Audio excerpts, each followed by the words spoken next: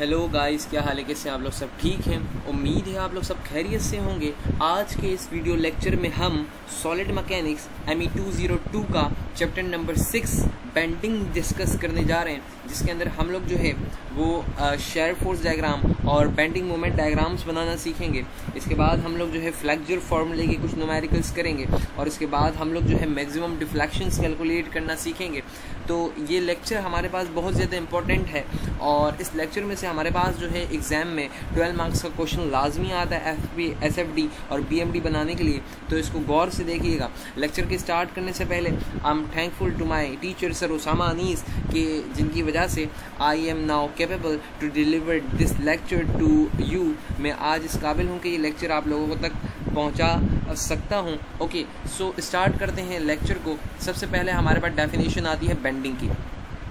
वो member that are cylindrical and support transverse loading acting perpendicularly to their longitudinal axis are called beams. वो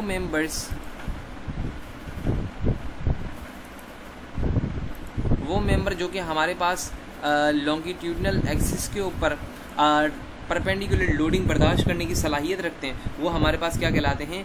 beams कहलाते हैं। ठीक है, beams are generally long straight prismatic bar. ये हमारे पास लॉन्ग स्ट्रेट प्रिज्मेटिक बार होते हैं हैविंग यूनिफॉर्म क्रॉस सेक्शन, जिनका क्रॉस सेक्शन यूनिफॉर्म होता है। They are classified as how they are supported, और ये क्लासिफाइड होते हैं कि उनको किस बेसिस के ऊपर सपोर्ट किया गया, उनकी सपोर्ट्स की बेसिस के ऊपर। ओके, सो ये पहली वाली डायग्राम देखें।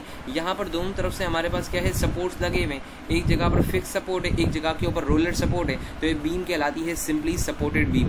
अगर थोड़ा सा पार्ट हमारे पास ऊपर से यहाँ पर बिल्कुल एंड के ऊपर सपोर्ट मौजूद नहीं हो, तो ये वाली बीम हमारे पास कहलाती है ओवरहैंगिंग बीम। ठीक इसी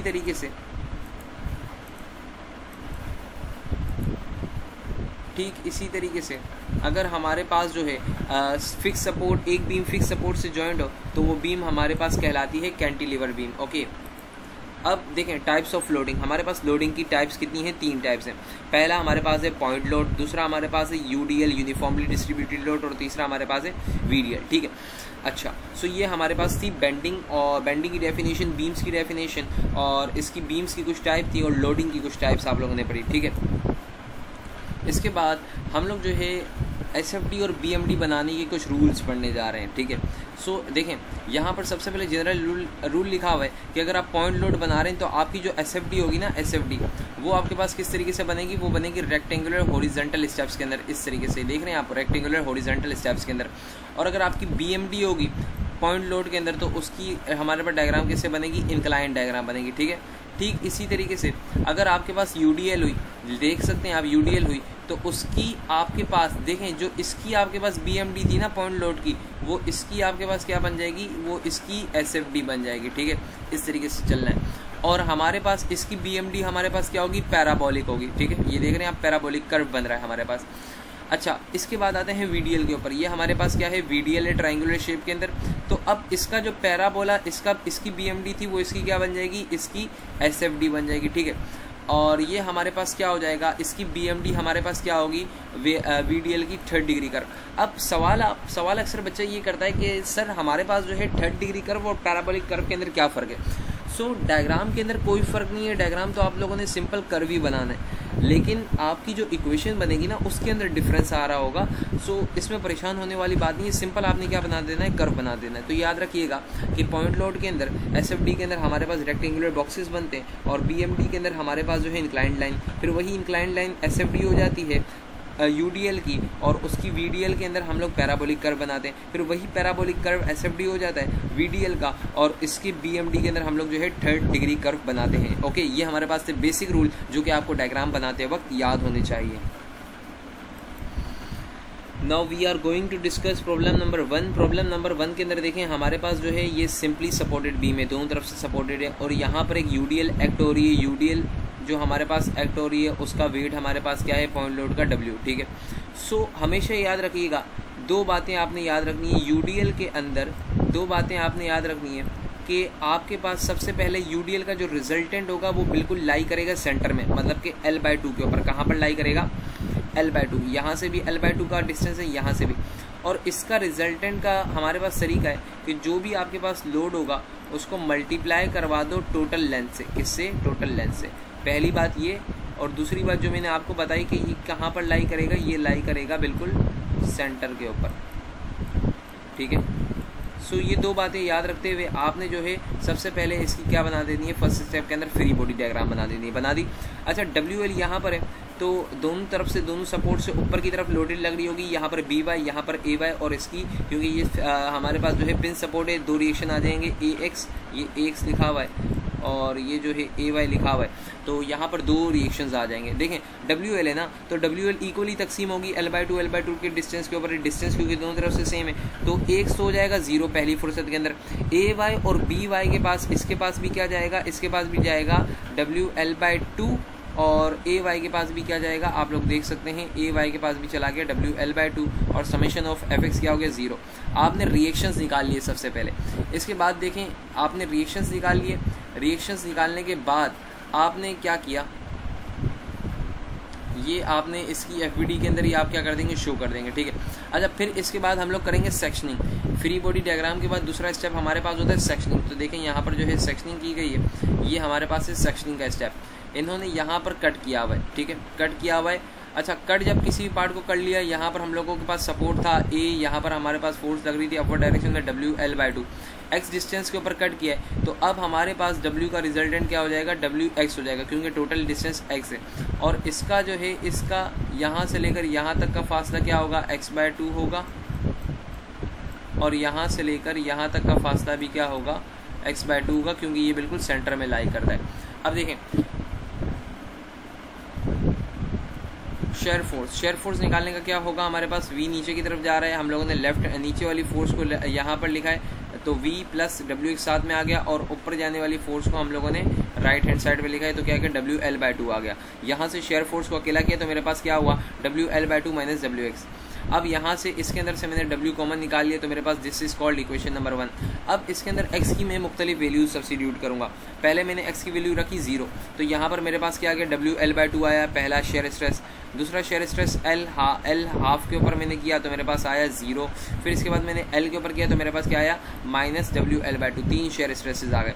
इसी तरीके से मैं मोमेंट की इक्वेशन बनाऊंगा। देखें यहाँ पर ये मोमेंट इस डायरेक्शन में लग रहा है, मोमेंट जो है ये वाला इन्होंने सबसे पहले लिया हुआ है, ये वाला मोमेंट जो कि मेरे पास क्लॉकवाइज क्रिएट कर रहा है, क्लॉकवाइज क्रिएट कर रहा है, तो मेरे पास क्या हो जाएगा, माइनस WL/2 इंटू x हो जाएगा। ये वाला मोमेंट जो है WX वाला, ये मेरे पास जो है एंटी क्लॉकवाइज प्रोड्यूस हो रहा है, तो मैंने क्या लिया, प्लस में लिया, और इसका डिस्टेंस कितना हो जाएगा, x/2 हो जाएगा, प्लस मैंने कर दिया। ये वाला जो मोमेंट मेरे पास है, इस मोमेंट को मैंने क्या कर दिया, यहाँ पर प्लस कर दिया। अब ये वाले मोमेंट को मैंने अकेला किया तो मेरे पास क्या हो गया, WX/2 माइनस WX²/2। यहाँ से WX/2 कॉमन निकाला, अंदर क्या हो जाए, L - x।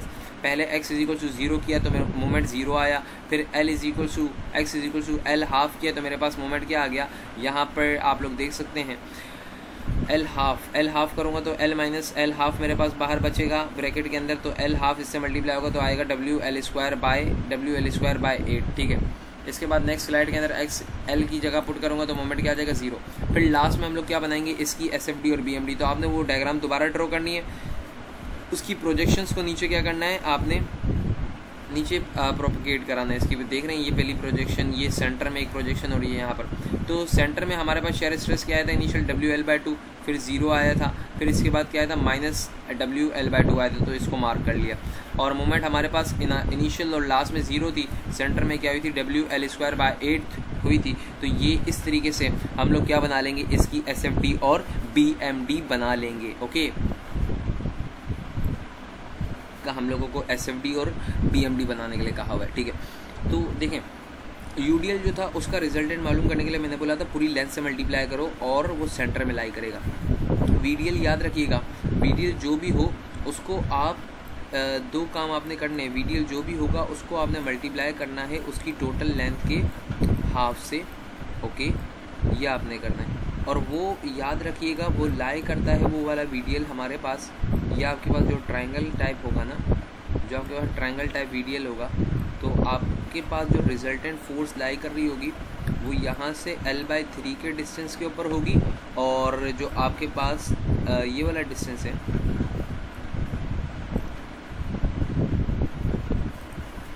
जो आपके पास ये वाला डिस्टेंस है उससे होगी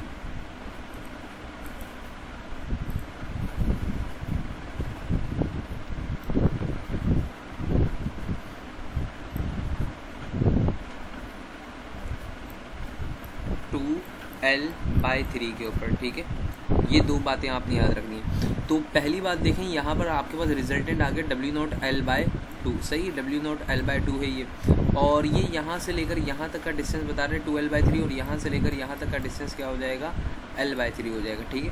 अच्छा, एक तो इसका कंपोनेंट हो जाएगा 0, और क्योंकि ये हमारे पास जो है फिक्स सपोर्ट है तो यहाँ पर एक मोमेंट क्रिएट हो रहा होगा, ये देख रहे हैं आप, और एक हमारे पास क्या होगी, वर्टिकल फोर्स होगी।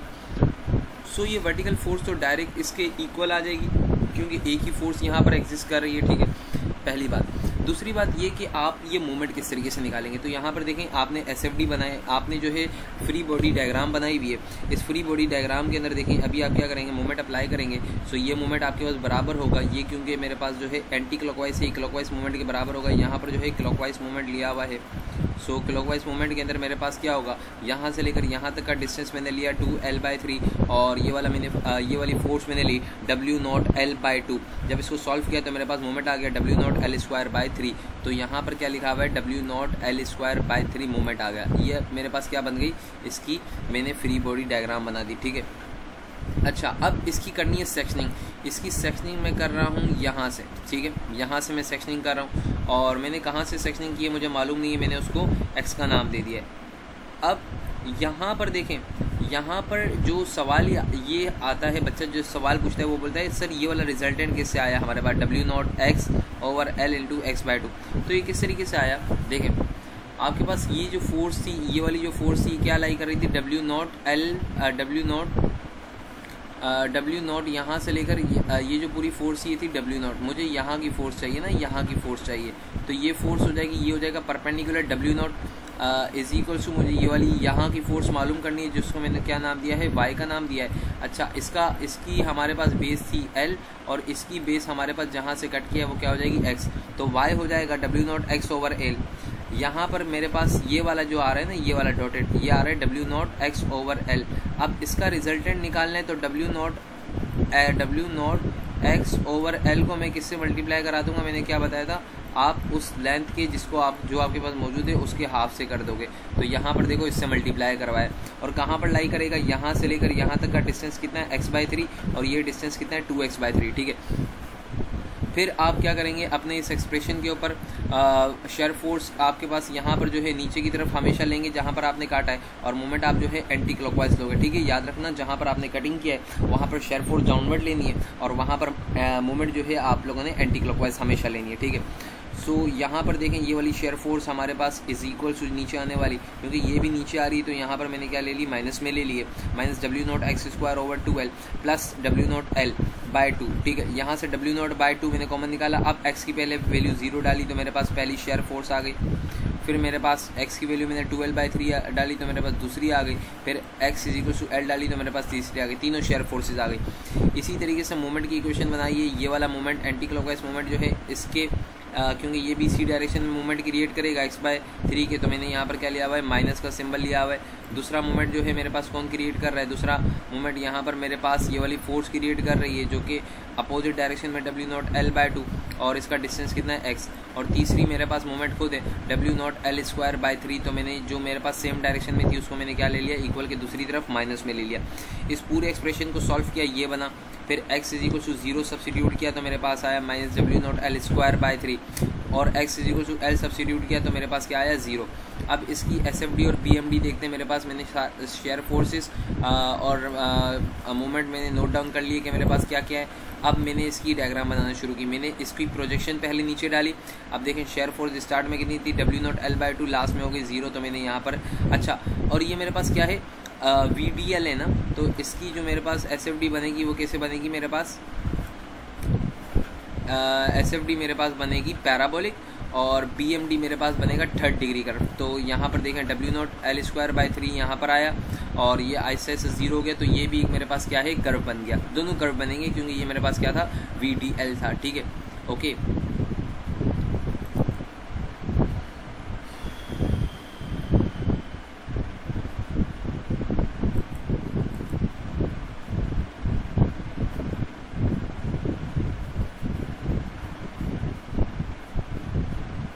Now we are going to discuss flexure formula, जो कि बहुत ज़्यादा हमारे पास लेक्चर के अंदर यूज़ होगा।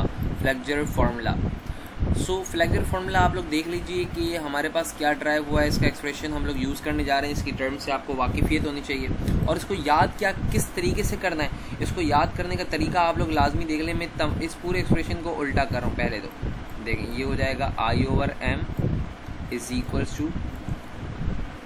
टू, इसको मैं पहले लिख रहा हूँ तो ये हो जाएगा ρ/e, और इसको भी उल्टा कर रहा हूँ मैं तो ये, अच्छा y को c से रिप्लेस कर सकते हैं, क्या है ये बता रहा हूँ मैं, सही है, डिवाइडेड बाय सिग्मा, ठीक है। तो इस फ्लेक्सर फार्मूला को आपने याद रखना है इस तरीके से, इम रो ई, ठीक है। पहले आप क्या बोलेंगे, इम रो ई, ठीक है। और ये मेरे पास क्या है, सी से मेरे पास है इम रो ई, ओके। सी से आपने याद रखना है, सी से आता है क्यूट, और सिग्मा से मेरे पास आता है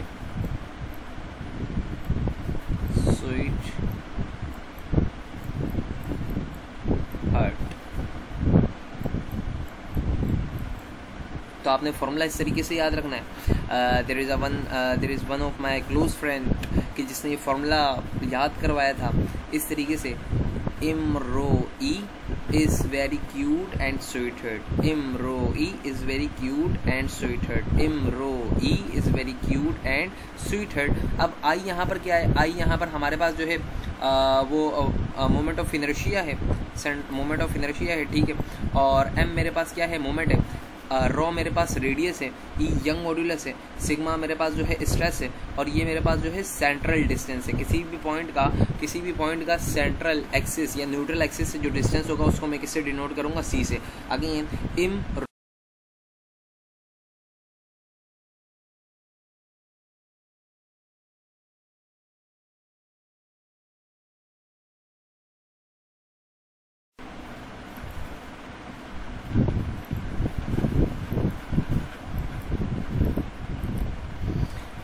इसके बाद जो है आप सेंट्रॉइड की फॉर्मूले की कैलकुलेशन का फॉर्मूला देख लें। सेंट्रॉइड का फॉर्मूला हमारे पास क्या होता है, Y bar is equal to summation of Y tilde area divided by summation of area, ठीक है।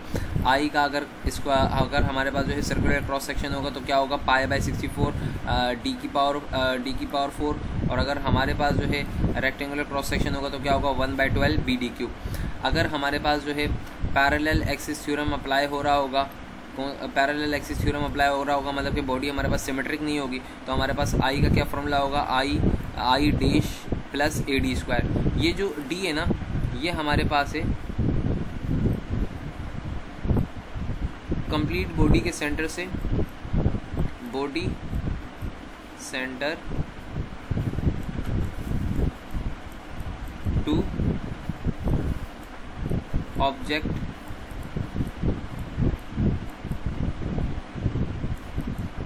Centre distance, okay.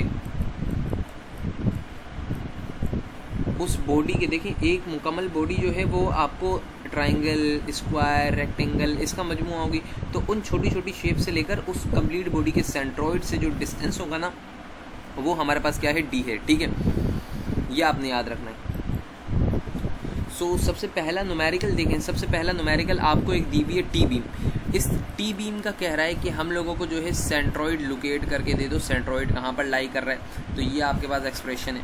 अब देखें, ये एक्सप्रेशन में याद रखिएगा हमेशा किस तरीके से सॉल्व करना है, हमेशा ये वाला फॉर्मूला हम लोग यूज़ करेंगे, summation of Y tilde A divided by summation of area, ठीक है।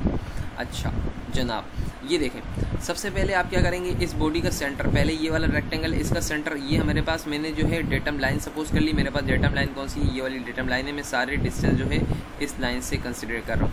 सो इस बॉडी का, ये इस लाइन से इस बॉडी का सेंट्रॉइड मेरे पास क्या है, इस सिंगुलर बॉडी का 5 है, तो मैंने क्या लिख दिया, 5 लिख दिया, ठीक है। अब याद रखिएगा मैं एरिया किस फॉर्म में ले रहा हूँ, मैं ले रहा हूँ पहले हॉरिजॉन्टल डायमेंशन लूँगा मैं पहले, और फिर मैं वर्टिकल डायमेंशन लूँगा। क्यों? क्योंकि ऐसा करने से मुझे आगे हर न्यूमेरिकल में आसानी हो रही है। आप इसी तरीके को फॉलो कीजिएगा, ठीक है। मैंने अलग से इसीलिए सॉल्व किया है। अब देखें, पहले क्या लिखा हुआ है 2, फिर लिखा हुआ है 10, तो ये मेरे पास 2 हो गया, horizontal distance, vertical distance 10, plus में करूँगा इस यहाँ से लेकर इस बॉडी के सेंट्रॉइड तक का डिस्टेंस मेरे पास क्या हो जाएगा, 10 ये हो गया, और इसका हाफ में करूँगा तो 1.5, तो मेरे पास क्या आ जाएगा, 11.5 आ जाएगा। तो मेरे पास इसका सेंट्रॉइड क्या आ गया, 11.5 आ गया, ठीक है। अब देखें इसका हॉरिजॉन्टल डिस्टेंस मैंने लिया 8, पहले 8 लिखा, फिर वर्टिकल डिस्टेंस मैंने कितना लिया, वर्टिकल डिस्टेंस मैंने ले लिया 3, ठीक है। तो मेरे पास क्या आ गया, मैंने ऊपर का एक्सप्रेशन पुट कर दिया। फिर क्या करूँगा, मैं इसी वैल्यू को यहाँ पर नीचे लिखूंगा, इसी वैल्यू को यहाँ पर नीचे लिखूंगा और ऐड कर दूंगा, ठीक है। तो मेरे पास क्या आ जाएगा, वाई डैश आ जाएगा। अब कैलकुलेट करना है मोमेंट ऑफ इनर्शिया। ये सवाल में यही पूछा है लेकिन ये एक्स्ट्रा काम कर रहे हैं। मोमेंट ऑफ इनर्शिया देखें 1/12 बी डी। अब देखें आप क्या करना, ये जो आपने वैल्यू लिखी है ना, आप इसी वैल्यू का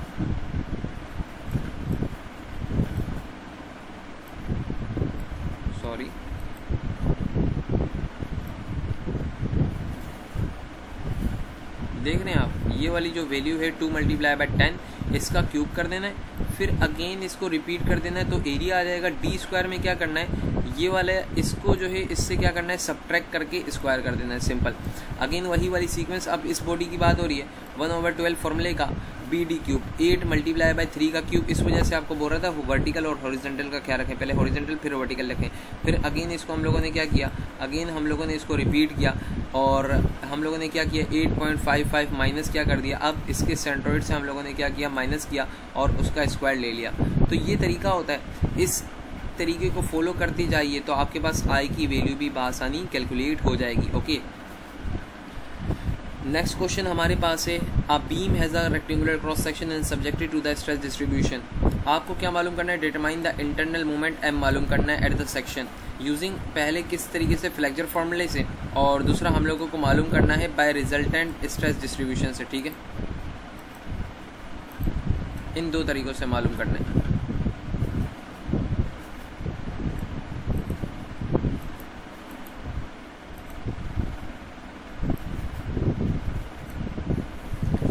सबसे पहले देखें फ्लेक्चर फार्मूला। फ्लेक्चर फार्मूला अब ये भी हम लोगों ने पढ़ा है। फ्लेक्चर फार्मूला हमारे पास क्या होता है, फ्लेक्चर फार्मूला हम लोगों ने पढ़ा है इम रो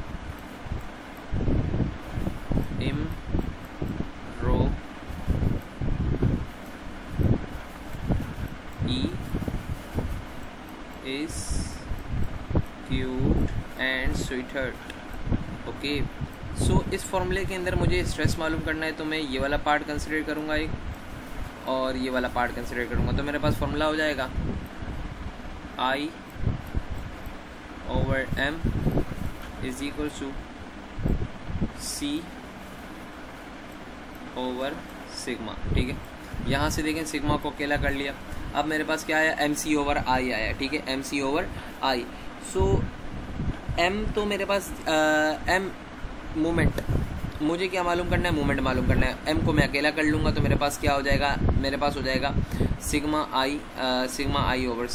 m को अकेला करूँगा तो ये हो जाएगा सिग्मा/I/C। देखें सिग्मा तो दिया हुआ एक सवाल के अंदर मुझे 2 का साई दिया हुआ, ये पुट कर लूँगा। आई की वैल्यू, क्योंकि ये मेरे पास क्या है रेक्टेंगुलर है, तो मैं फॉर्मूला लगा दूंगा 1/12 बी डी क्यूब। बी मेरे पास क्या होगा हॉरिजॉन्टल डिस्टेंस, बी मेरे पास क्या होगा 12 का क्यूब, तो मेरे पास आई आ गया। इसके अंदर जब सारी वैल्यू डालूंगा सी में क्या लूँगा, सी में लूँगा यहाँ पर 6 इंच, क्योंकि ये मैं डेटा लाइन अज्यूम कर रहा हूँ। तो यहाँ से लेकर यहाँ तक का जो डिस्टेंस होगा मेरे पास, वो मेरे पास क्या होगा 6 इंच होगा। तो मैंने यहाँ पर फ्लेक्चर फॉर्मूले के जरिए पहला मोमेंट कैलकुलेट कर लिया। दूसरा मेरे पास कह रहा है by resultant of stress distribution. तो देखें जब आप यूडीएल वीडीएल की बात करते थे तो मैंने बोला था टोटल लेंथ से मल्टीप्लाई कर दो यूडीएल हो, वीडीएल में मैंने बोला था आप लेंथ के हाफ से मल्टीप्लाई करोगे।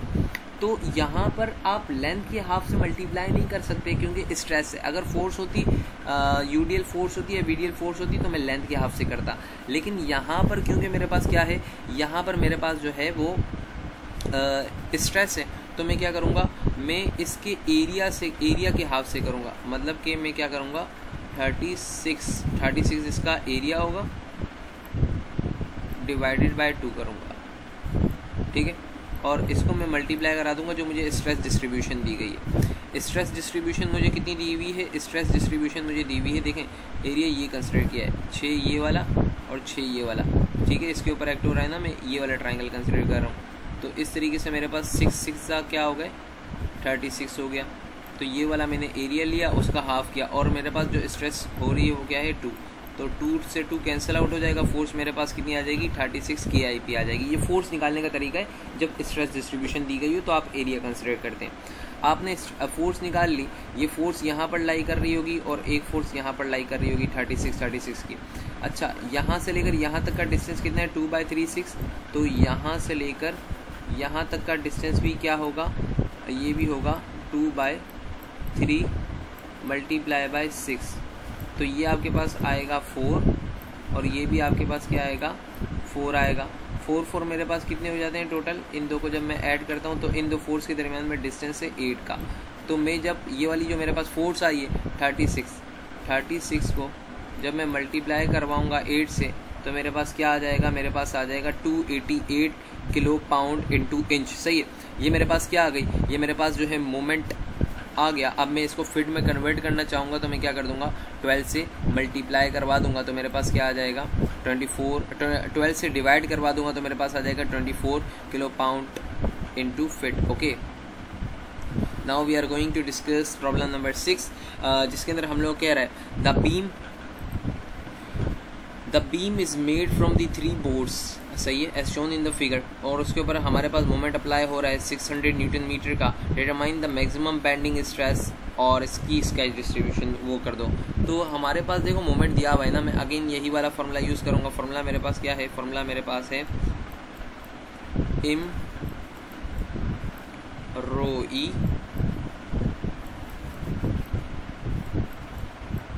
rho e is very cute and sweetheart। Okay, so ये वाला पार्ट और ये वाला पार्ट कंसिडर करूँगा।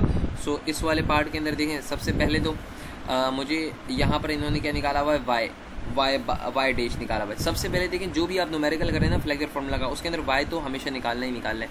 सो वाई कैसे निकालोगे, वाई हम लोग निकाल रहे हैं, देखें यहाँ पर सॉल्व किया हुआ है, यहाँ आपको दिखा देते हैं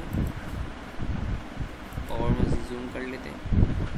देखें तो ये हम लोगों ने क्या किया, ये वाली लाइन मैंने डेटा मज्यूम किया, मेरे पास ये डेटा मैंने ले ली, सही। अच्छा, ये वाला जो पेपर, ये वाला जो हमारे पास क्वेश्चन है ना, ये पास्ट पेपर के अंदर आया हुआ है, हमारे पेपर में आया था 2022 के अंदर। ओके, सो यहाँ से लेकर यहाँ तक इसका सेंट्रोइडल डिस्टेंस हमारे पास क्या हो जाएगा, 150 का मैं अदा कर दूंगा तो 75 हो जाएगा, क्योंकि 2 हैं तो मैंने 2 लिख लिया, यहाँ पर मल्टीप्लाई है भाई।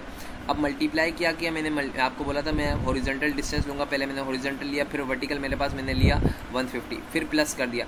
अब यहाँ से लेकर यहाँ तक के इसके सेंट्रोइड तक का फासला मेरे पास क्या हो जाएगा, ये मेरे पास होगा 12.5 और ये मेरे पास होगा 150, तो ये मेरे पास हो जाएगा 0.1625। इसका हॉरिजॉन्टल डिस्टेंस मेरे पास पूरा मुकम्मल क्या आ जाएगा, क्योंकि ये 200 है, ये 20 तो 240 में लिख दिया 0.24, ठीक है। मल्टीप्लाई मैंने करा दिया, मल्टीप्लाई किससे कराना है, 0.025 से, 0.0 ये लिखा हुआ है 25। ओके, अब देखें इसी वैल्यू को मैंने क्या करना है, रिपीट करना है एरिया के लिए, समेशन ऑफ एरिया के लिए रिपीट कर दिया तो मेरे पास क्या आ गया, वाई डैश आ गया। वाई डैश की कैलकुलेशन हो गई। इसके बाद मुझे क्या निकालना है, आई निकालना है। आई निकालने का तरीका आपको बताया हुआ है, क्योंकि 2 हैं हमारे पास स्टार्टिंग में, वो 2 रेक्टेंगुलर हैं हमारे पास स्ट्रेट वाली, तो 2 लिख दिया, 1/12 लिख दिया। इन्हीं एक्सप्रेशन को, इन दोनों वैल्यूज़ को रिपीट किया विद क्यूब, फिर इसको हम लोगों ने एरिया में रिपीट किया, ये रहा, और फिर सब्ट्रैक्ट कर दिया जो इसका सेंट्रोइड आया है, इसके सेंट्रोइड से इन दोनों को मैंने क्या कर दिया, सब्ट्रैक्ट कर दिया, ठीक है, और होल स्क्वायर ऊपर लगा दिया।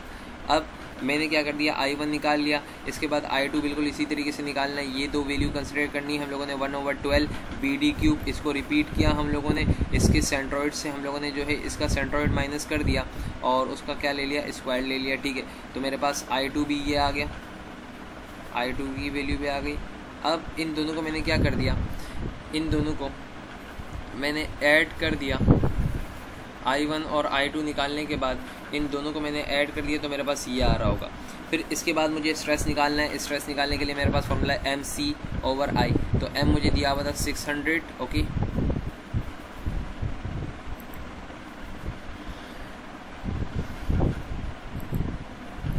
M मुझे दिया हुआ था 600, ये रहा, और I में निकाल चुका हूँ। अब C की वैल्यू निकालें। C की वैल्यू आपने जो निकाली है ना, आप अपने क्वेश्चन वाली ही सब्स्टिट्यूट करोगे, I वाली भी अपने क्वेश्चन वाली, क्योंकि इन्होंने जो है डेटम ऊपर ली हुई है, इस वजह से इनके आंसर डिफरेंस आ रहे हैं, बट हम लोग जो है डेटम नीचे लेंगे तो हमारे यही सेम आंसर आ रहे होंगे, ठीक है। ये देख सकते हैं यहाँ पर I1 और I2 को जो है इन्होंने एडअप किया हुआ है, दोनों को, तो I हमारे पास ये आ रहा है और सी जो इन्होंने सेंट्रोइड हम लोगों ने निकाला था ना वही इन्होंने रखा है, तो हमारा आंसर बिल्कुल जो है स्ट्रेस का परफेक्ट आएगा 2.06। Okay, now we are going to solve another question of lecture formula. कह रहा है if the moment acting on the cross section of the beam is 4 kilo pound, determine the maximum bending stress in the beam. Stress मालूम करना है और उसका sketch भी आप करके दें, ठीक है। तो स्ट्रेस का फॉर्मूला होता है हमारे पास वही वाला इमरो ई, वहाँ पर फॉर्मूला लगेगा MC/I का। देख लें यहाँ पर सॉल्व किया हुआ है आई बीम का क्वेश्चन, ये रहा। तो देखें यहाँ पर जो चीज़ आपको बताने वाली है ना वो ये है कि ये बॉडी हमारे पास क्या है, सिमेट्रिकल। जब भी सिमेट्रिकल बॉडी हो, मतलब कि जब मैं एक्स एक्सिस से काटूंगा तो दोनों इक्वल पार्ट के अंदर तकसीम होगा। यहाँ से जब मैं कट करूंगा तो ऊपर और नीचे बराबर बराबर हिस्सों में तकसीम होगा। मतलब कि अब पैरेलल एक्सिस थ्योरम नहीं लगेगा, वो AD² वाला फॉर्मूला नहीं लगेगा, आप डायरेक्ट आप इसका सेंट्रोइड लिख दोगे। तो मुकम्मल देखो वर्टिकल हाइट कितनी है, मुकम्मल वर्टिकल हाइट है 15, तो इसका सेंट्रोइड क्या हो जाएगा, इसका सेंट्रोइड हो जाएगा 7.5 इंच। तो C तो आ गया, सही है, Y आ गया आपके पास, ठीक है, C आपके पास आ गया, ये रहा, ये C की वैल्यू आ गई। अब आपने निकालना है M आपको दिया हुआ है 4 किलो पाउंड इंटू फिट, तो मैंने इंचेस में कन्वर्ट करने के लिए 12 से क्या कर दिया, मल्टीप्लाई कर दिया। अब I निकालने के लिए क्या करोगे, बुलियन अलजेब्रा का यूज़ करेंगे, 1/12 PD³। अब देखें मुकम्मल इन्होंने क्या किया, B ये वाली लेंथ इन्होंने ले ली और पूरा का पूरा D³ ये ले लिया। तो क्या हो जाएगा, पूरी हम लोगों ने पहला रेक्टेंगुलर कंसिडर किया। अब माइनस कर दूंगा जो मेरे पास स्पेस है, स्पेस मेरे पास क्या है 1/12 B मेरे पास यहाँ से कितना आ रहा है, ये मेरे पास कितनी लेंथ आ रही है 1.5, सब्ट्रैक्ट कर दूंगा अगर मैं 12 में से, तो मेरे पास कितना आएगा 10.5। तो इन्होंने 10.5 ले लिया और हाइट इन्होंने कितनी ले ली, 12 का क्यूब ले ली। तो इनके पास इस तरीके से I निकाल ली। अब MC/I निकाल लिया इन्होंने, तीनों चीज़ें मौजूद हैं। ये क्या कैलकुलेट कर लेंगे, मैक्सिमम स्ट्रेस कैलकुलेट कर लेंगे। बॉटम एज के ऊपर जब कैलकुलेट करना होगा तो मोमेंट सेम है, I की वैल्यू भी सेम है। Y मेरे पास इन्होंने Y क्या ले लिया है, 6 ले लिया है, क्योंकि बॉटम एज ये वाली है। जब टॉप एज की बात कर रहे थे तो ये पूरा डिस्टेंस कंसिडर कर रहे थे, अब बॉटम एज की बात करेंगे तो यहाँ से लेकर सेंटर तक का डिस्टेंस ये क्या करेंगे, कंसिडर करेंगे, सही है। ओके, तो ये मेरे पास क्या हो जाएगा, ये मेरे पास हो जाएगा 6। ओके, पूरा हम लोगों ने लिया था पहले तो पूरा आया था हमारे पास 15 का हाफ किया था तो आया था 7.6 7.5। अब इन्होंने लिया हुआ है यहाँ से लेकर यहाँ तक 12, और 12 का हाफ मेरे पास कितना होता है, 6 होता है। तो इन्होंने क्या ले लिया, 6 ले लिया है यहाँ पर, ठीक है। Now we are going to discuss deflection of beam. तो यहाँ पर हमारे पास डिफ्लेक्शन की डेफिनेशन दी हुई है, the deformation of a beam is usually express in term of its deflection of its from its original unloaded position. Okay, the deflection is measured from the original neutral axis. ये measure की जाती है original neutral axis से, neutral surface of the beam से, ठीक है। और the configuration assumed by the deformed neutral surface is known as elastic curve, और ये जानी जाती है हमारे पास elastic curve के नाम से, ठीक है। अच्छा, इसको डिटरमाइन करने के हमारे पास जो है 5 मेथड होते हैं, double integration method, area moment method, strain energy method, conjugate beam method और मेथड ऑफ सुपरपोजिशन हम यूज़ करने जा रहे हैं। हमारे पास कोर्स में सिर्फ और सिर्फ एक मेथड डिस्कस किया गया जो कि हमारे पास है डबल इंटीग्रेशन मेथड। ओके, सो डबल इंटीग्रेशन मेथड के अंदर आपको कोई चीज़, आपको फॉर्मूले की डेरिवेशन नहीं पूछी जाती, बस आपने ये याद रखना है कि आपने मोमेंट को रिप्लेस करना है EIY डबल डैश से, किससे, EIY डबल डैश से। ओके, सो अब इस फॉर्मूले को आपको याद रखना है Y डबल डैश IE, ठीक है। अच्छा, कुछ बातें समझाना चाहता हूँ इसके अंदर। हम लोग अभी मैं आपको समझाने जा रहा हूँ बाउंड्री कंडीशंस। बाउंड्री कंडीशंस याद रखिएगा, ये कैंटिलीवर बीम है, यहाँ पर x डिस्टेंस क्या है 0, y का डिस्टेंस, y मतलब डिफ्लेक्शन, y मीन्स, y का मतलब क्या होता है, डिफ्लेक्शन होता है।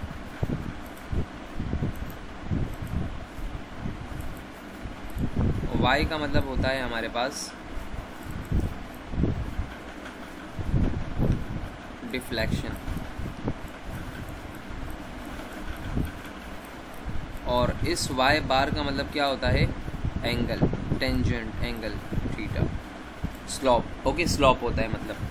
सो याद रखिएगा कि इसके ऊपर डिफ्लेक्शन भी क्या है 0, और y डैश की वैल्यू, कोई भी एंगल नहीं बन रहा तो ये भी क्या है 0। लेकिन जब इसके ऊपर लोड होगा ना, तो ये वाली बीम हमारे पास यहाँ से यहाँ पर नीचे की तरफ आ जाएगी।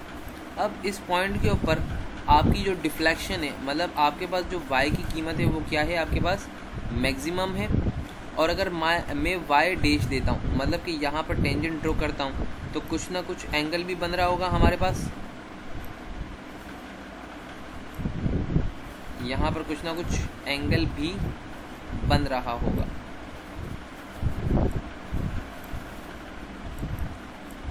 ठीक है,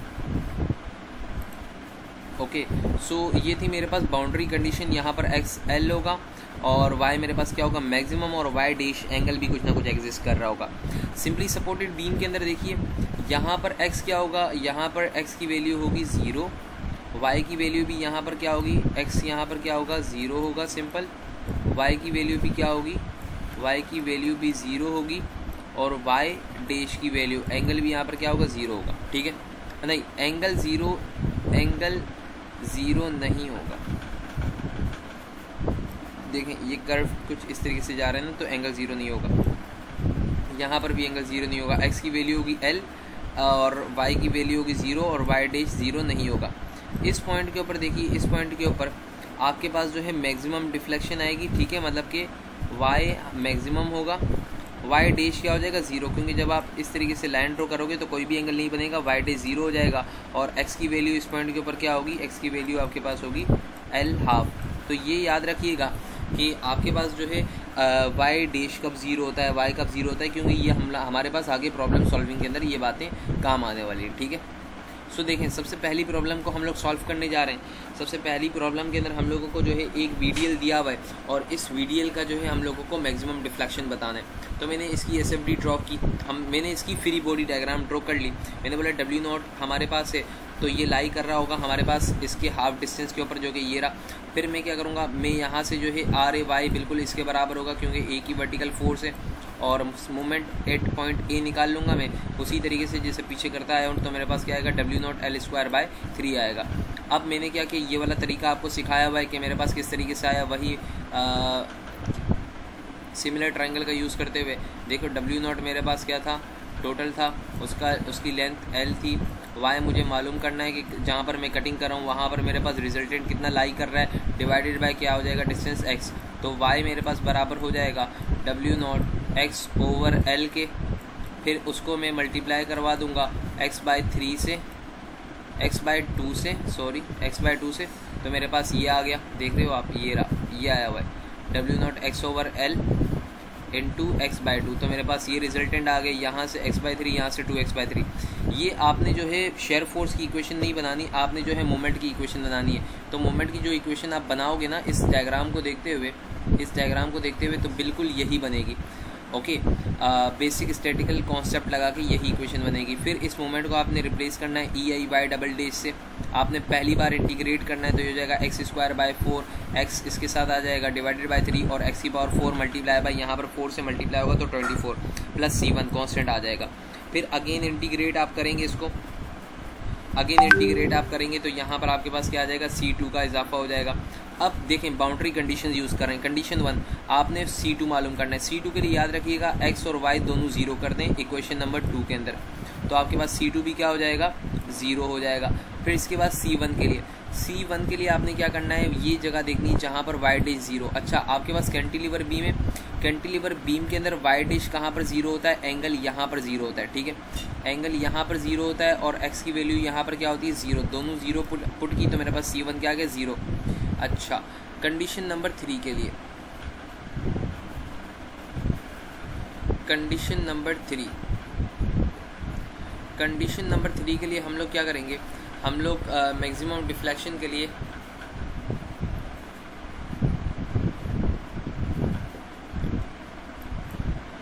कंडीशन नंबर 3 के लिए हम लोग क्या करेंगे, मैक्सिमम डिफ्लेक्शन कर रहे हैं और मैक्सिमम डिफ्लेक्शन कैंटिलीवर बीम के अंदर x = L पे होती है, जो कि इक्वेशन नंबर 2 में आप लोड कर रहे हैं। तो यहाँ पर कुछ पार्ट जो है ऊपर का इसका कट हो गया है, आप ये देख लें, इस तरीके से सॉल्व होगी।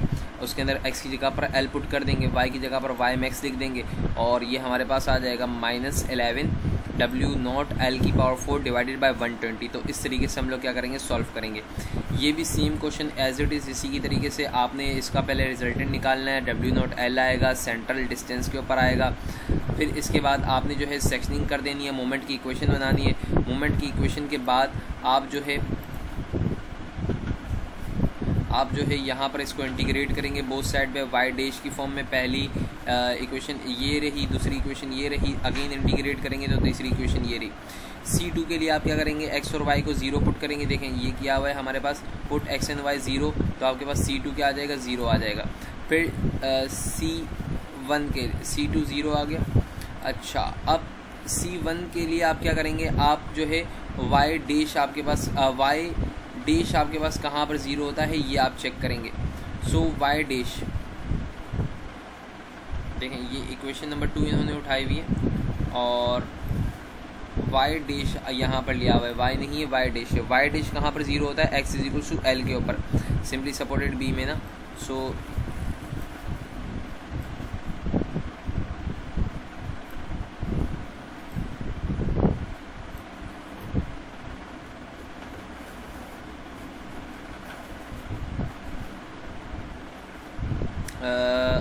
देखें यहाँ पर y डैश एक 0 होगा और y डैश जो है यहाँ पर हमारे पास 0 होगा, ठीक है।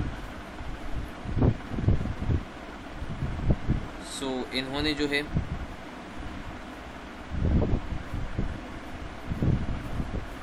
अच्छा इक्वेशन नंबर 3 लिए, लेट मी चेक दिस।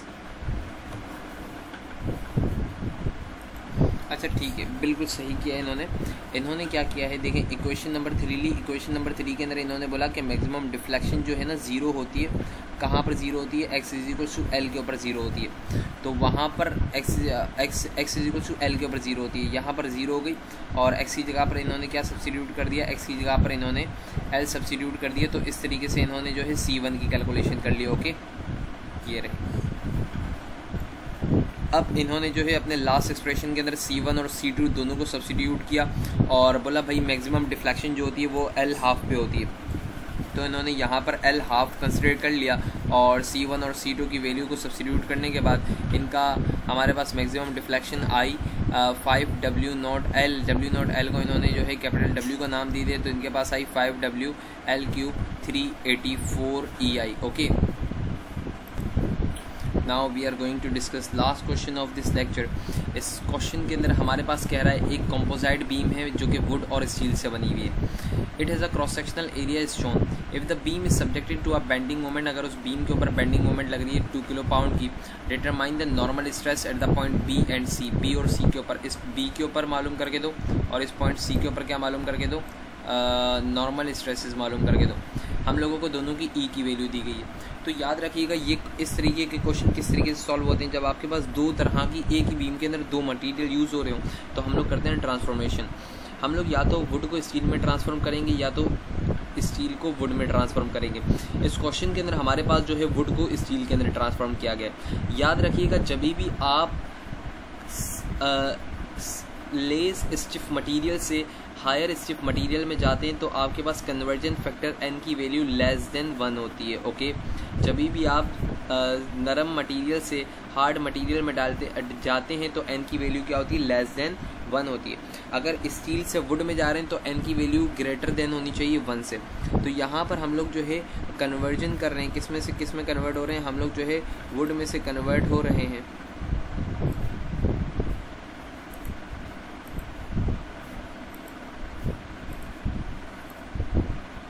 लोग वुड में से कन्वर्ट हो रहे हैं स्टील के अंदर। सो इस स्टील के कन्वर्जन फैक्टर की देखें n की बात कर ली मैंने आपके पास, क्योंकि E ऑफ स्टील ग्रेटर है E ऑफ W से और आप जा रहे हैं E ऑफ W से E ऑफ स्टील के अंदर, तो आपके पास n की वैल्यू क्या होनी चाहिए, लेस देन 1 होनी चाहिए ना। तो मैंने ऊपर क्या लिखा है, EW divided by E steel, क्योंकि मैं जानता हूँ कि अगर मैं ऊपर जो है छोटी रकम रखूँगा नीचे बड़ी रकम रखूँगा तो मेरे पास n की वैल्यू क्या आएगी, स्मॉल आएगी। ये मैंने पहला लॉजिक अपना यूज़ किया, ठीक है। पहला लॉजिक आपने ये यूज़ किया क्योंकि आप लेस स्टिफ से हार्डर में जा रहे हो तो आपके पास n की वैल्यू लेस देन 1 होनी चाहिए। कैसे आएगी, EW divided by E steel से, पहला लॉजिक। दूसरा लॉजिक क्या होगा कि वुड हमारे पास जो वुड की हमारे पास फाइनल विथ है, फाइनल विथ हमारे पास क्या होगी, कम होगी, क्योंकि हमारे पास अगर किसी भी मटेरियल को जो है मुझे स्टिफ बनाना है तो उसकी विथ को मैं क्या कर दूंगा, डिक्रीज़ कर दूंगा। सो मेरे पास फाइनल विथ उसकी क्या हो जाएगी, कम हो जाएगी, और इनिशियल विथ उसकी क्या होगी मेरे पास, ज़्यादा होगी। तो एन के ये दो फॉर्मूले हो जाएंगे।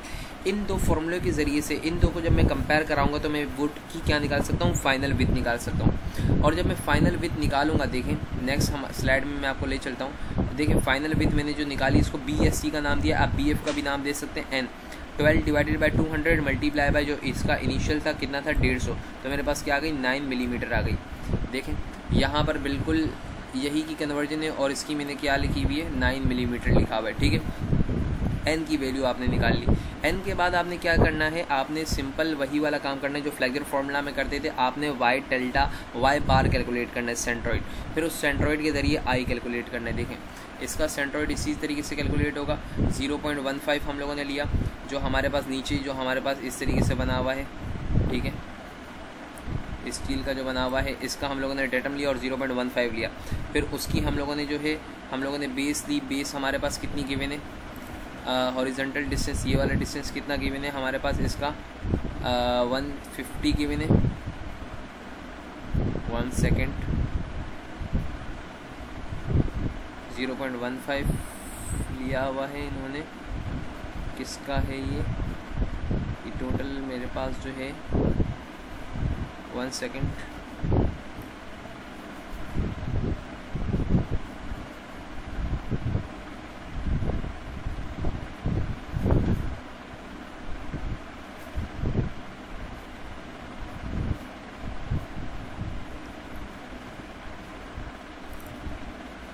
अच्छा यहाँ पर सीक्वेंस जो है थोड़ी वो आगे पीछे कर दिए। देखें 20 का हाफ में करूँगा तो मेरे पास सेंटर से डिस्टेंस क्या आएगा, 0.01, जो कि यहाँ लिखा हुआ है। ठीक है, फिर इसके बाद ये B है, देखें ये B है 150 ये जो लिया हुआ है, और ये इन्होंने क्या लिया हुआ है 20, ये इन्होंने लिया हुआ है D, सही है। प्लस इन्होंने किया यहाँ से लेकर अब इसके सेंटर तक का फासला इस वाली रॉड बार का, तो मेरे पास है 150 का हाफ में करूँगा तो मेरे पास कितना आएगा 75, और 75 में मैं 20 क्या कर दूँगा, ऐड कर दूंगा, तो मेरे पास क्या हो जाएगा 95, ये मेरे पास आ गया। और इसका B मेरे पास क्या है 9 है, देख रहे हैं अब ये B लिखा हुआ है, और इसका D मेरे पास क्या है, इसकी हाइट मेरे पास क्या है 150, तो ये आ गई। अच्छा अब देखें नीचे इसको रिपीट किया हुआ है, BD को रिपीट किया हुआ है, फिर यहाँ पर BD को रिपीट किया हुआ है। ठीक है, अच्छा अब देखें एज इट इज़ आई निकालना आपको सिखाया हुआ है। नॉर्मल एक्सिस से कैसे निकालेंगे, थोड़ी वैल्यूज़ आगे पीछे हो गई है, तो इस तरीके से आप मतलब कि वैल्यूज़ सही तो है लेकिन आगे पीछे सीक्वेंस हो गई, जो सीक्वेंस आपको सिखाई है आप आई कैलकुलेट कर लोगे तो आपके पास ये आएगा। अब आई आपके पास आ गया, मोमेंट आपको दिया हुआ है। जब आप पॉइंट B डैश की बात करोगे तो आप B डैश से लेकर नॉर्मल एक्सिस तक का फासला लोगे, तो आपके पास ये जो टोटल डिस्टेंस है ये ऊपर ये 150 है और ये आपके पास 20 है, तो पूरा हो गया 170। सो आप 170 में से जब सब्ट्रैक्ट कर दोगे यहाँ से लेकर यहाँ तक का फासला, तो आपके पास क्या आ जाएगा, यहाँ से लेकर यहाँ तक का डिस्टेंस आ जाएगा, जो कि आपने कितना लिया हुआ है, जो कि यहाँ पर लिया हुआ है 0.17 माइनस 0.03638। ओके, सो यहाँ पर मेरे पास B डैश आ गया। इसके बाद C, पॉइंट C की जब कैलकुलेशन करनी है तो पॉइंट C मेरे पास यहाँ पर लाई कर रहा है, जो कि मेरे पास क्या होगा, इस पॉइंट से लेकर इस पॉइंट तक का फासला, जो कि मेरे पास क्या है, इसका सेंट्रोइड है बॉडी का, तो मैंने यहाँ पर बॉडी का सेंट्रोइडल डिस्टेंस ले लिया, जो कि मुझे दिया हुआ था 0.03638, तो मेरे पास क्या आ गया 7.78 मेगापास्कल आ गया। अब ये B डैश है ना, इसको मैं जब दोबारा इसके कन्वर्जन फैक्टर से मल्टीप्लाई कर दूंगा 12 डिवाइडेड बाई 200 से, तो मेरे पास क्या आ जाएगा, मेरे पास जो है stress at the point B आ जाएगा। ठीक है, सो ये हमारे पास क्वेश्चन था, लास्ट क्वेश्चन था हमारे पास बेंडिंग वाले चैप्टर का। अगर आपको ये वीडियो पसंद आई हो तो आप इस चैनल को लाइक कीजिए, सब्सक्राइब कीजिए, और अगर आपके पास कोई भी क्यूरी हो, कोई भी ऐसी बात जो कि आपको समझ में ना आई हो लेक्चर में, तो आप कमेंट में पूछ सकते हैं, आप गिवन व्हाट्सएप नंबर के ऊपर कांटेक्ट कर सकते हैं। सो ये सारी चीज़ें आप अच्छे से प्रिपेयर करके एग्ज़ाम में जाइएगा और अच्छे से अपना पेपर अटैम्प्ट करके आइएगा। Thank you.